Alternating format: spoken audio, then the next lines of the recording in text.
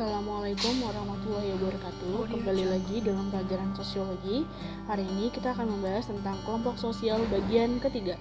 Yang kita akan bahas hari ini adalah dimensi hubungan antar kelompok. Jadi dimensi hubungan antar kelompok ini ada banyak tipenya. Yang pertama adalah dimensi sejarah. Dilihat dari dimensi sejarah, hubungan antar kelompok mengarah pada munculnya stratifikasi di dalam masyarakat, seperti stratifikasi etnis, jenis kelamin, dan usia. Sebagai contoh, pada stratifikasi jenis kelamin, laki-laki berada pada lapisan teratas karena dianggap lebih mampu bekerja dibandingkan perempuan. Jadi stratifikasi adalah pelapisan masyarakat pada lapisan-lapisan tertentu berdasarkan kriteria tertentu. Selanjutnya adalah dimensi institusi. Dilihat dari dimensi institusi dapat memperkuat pengendalian sosial, sikap, dan hubungan antar kelompok, serta menghilangkan pola hubungan antar kelompok dalam masyarakat menjadi lebih birokratis. Artinya, dalam dimensi institusi, hubungan antar kelompok menjadi lebih terlembaga. Selanjutnya yang kita bahas adalah dimensi gerakan sosial. Dilihat dari dimensi gerakan sosial ini dapat diprakarsai oleh orang yang menginginkan perubahan maupun yang mempertahankan keadaan. Contohnya, gerakan perempuan yang mendesak disahkannya undang-undang penghapusan kekerasan seksual, di mana perempuan-perempuan ini ingin mengadakan perubahan dalam sebuah kelompok sosial, di mana perempuan ini ingin adanya perubahan dalam penghapusan kekerasan seksual. Selanjutnya, dimensi perilaku. Dilihat dari dimensi perilaku, hubungan antar kelompok terwujud dalam interaksi dengan kelompok lain.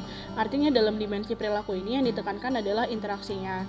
Contohnya adalah tindakan diskriminasi terhadap kelompok yang berbeda. Jadi pola interaksi itu sangat banyak. Diskriminasi hanya berupa salah satu contoh yang dilahirkan dari dimensi perilaku. Lalu ada dimensi perilaku kolektif. Perilaku kolektif adalah tindakan bersama oleh sejumlah orang. Perilaku ini dipicu oleh rangsangan yang sama seperti suatu peristiwa, benda, dan ide. Contohnya adalah ramai-ramai netizen menggunakan tagar Black Lives Matter akibat meninggalnya George Floyd, pria berkulit hitam, di tangan polisi akibat tuduhan pencurian yang belum terbukti. Orang ramai-ramai menggunakan tagar tersebut karena ada rangsangan berupa sebuah peristiwa di mana peristiwa tersebut melahirkan rasa iba dan rasa diskriminasi terhadap pria berkulit hitam tadi. Dan yang terakhir ada dimensi sikap. Hubungan antar kelompok sering melahirkan sikap atau perilaku yang berbeda seperti partikularisme dan eksklusivisme. Mungkin kalian baru pertama kali mendengar partikularisme dan eksklusivisme. Kita akan bahas mengenai partikularisme dan eksklusivisme. Apa sih definisi partikularisme dan eksklusivisme kelompok? Partikularisme adalah sebuah sikap yang mengutamakan kepentingan pribadi di atas kepentingan umum atau aliran politik, ekonomi, kebudayaan yang mementingkan daerah atau kelompok khusus seperti sukuisme.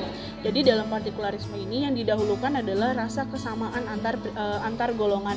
Jadi kepentingan umum tidak lagi ada di atas kepentingan pribadi. Lalu selanjutnya ada eksklusivisme. Eksklusivisme adalah sebuah paham yang cenderung memisahkan diri dari masyarakat. Artinya, sebuah kelompok merasa dirinya lebih eksklusif dibanding kelompok lain sehingga merasa tidak selevel jika bergaul dengan kelompok yang lain.